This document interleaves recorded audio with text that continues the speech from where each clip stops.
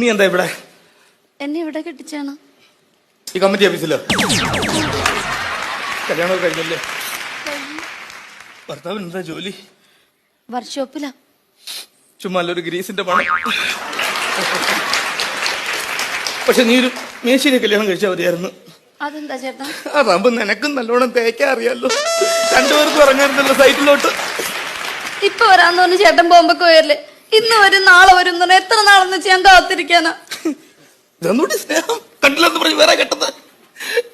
കാഞ്ചനമാലയെ പോലെ കാത്തിരിക്കുമെന്ന് ഞാൻ കരുതി. മൊയ്തീനെ പോലെ ഏതെങ്കിലും വെള്ളത്തിൽ വീണ് ചത്തിട്ടുണ്ടാവുമെന്ന് ഞാനും കരുതി.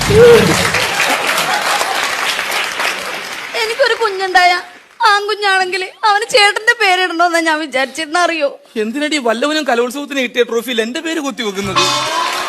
പറയല്ലേ ചേട്ടാ.